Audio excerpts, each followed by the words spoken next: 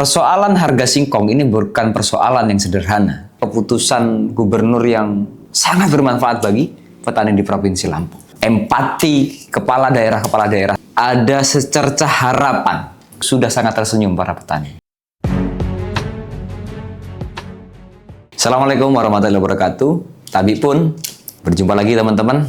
Kali ini kita diskusi singkat ya. Kita bahas sedikit sebagai bahan untuk kita ngobrol, diskusi dengan kolega, orang terdekat, teman, sahabat, dan keluarga, supaya obrolan-obrolan kita semakin bermakna dengan orang-orang terdekat, supaya tidak menggibah, supaya tidak mengisi obrolan-obrolan dengan hal-hal yang tidak bermanfaat. Nah, siapa tahu ini diskusi-diskusi ini, bahan ini bisa menjadi bahan untuk kita berdiskusi dengan orang-orang terdekat kita. Teman-teman, kita di Provinsi Lampung dan juga provinsi yang ada di Indonesia sudah memiliki kepala daerah gubernur yang baru. Alhamdulillah sudah berjalan kurang lebih 100 harian kerja. Dan mudah-mudahan kepala daerah kita yang sudah bekerja ini bisa memberikan kemajuan untuk daerah kita semua. Khususnya di Provinsi Lampung, teman-teman. Belakangan kita diramaikan media-media kita, medsos kita, berita-berita, itu persoalan harga singkong yang rusak di Provinsi Lampung. Ini cukup memprihatinkan.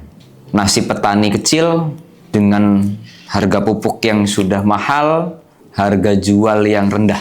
Tapi ada secercah harapan. Kalau kita baca di media-media resmi Pemprov Lampung, diumumkan peraturan dan keputusan gubernur. Saya baca di kanal-kanal berita juga demikian. Bahkan kalau tidak salah ada sekitar 49 perusahaan yang pada akhirnya sudah mentaati keputusan gubernur terkait tarif harga singkong. Nah, ini menarik, teman-teman. Banyak juga teman-teman yang sejak awal ya bergulirnya isu harga singkong itu mengirim pesan untuk saya membahas terkait singkong.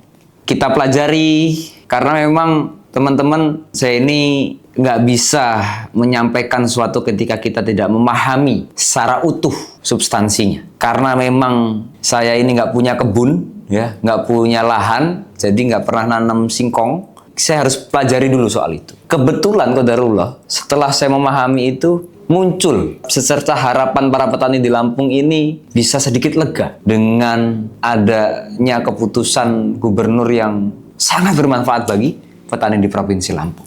Kemudian saya tanya teman-teman yang di aktivis petani singkong ya. Jadi menurut mereka dengan harga segitu sudah sangat tersenyum para petani. Alhamdulillah, mudah-mudahan keputusan gubernur kita ini benar-benar bisa bermanfaat untuk khalayak ramah, khususnya petani-petani kita. Dan mudah-mudahan ini bisa dijaga empati kepala daerah terhadap orang kecil, terhadap petani. Bukan hanya petani singkong, tapi semua petani ini bisa terjaga. Dan akan tercipta keseimbangan dan kestabilan ekonomi di daerah kita. Menurut saya, persoalan harga singkong ini bukan persoalan yang sederhana. Kita saksikan sama-sama berapa kali demo. Bahkan sempat ada perusahaan yang memboikot, tidak mau membeli hasil panen dari petani. Menutup pabriknya agar petani tidak bisa menjual hasil panennya. Sehingga apa? Sehingga panen berlimpah tidak terjual.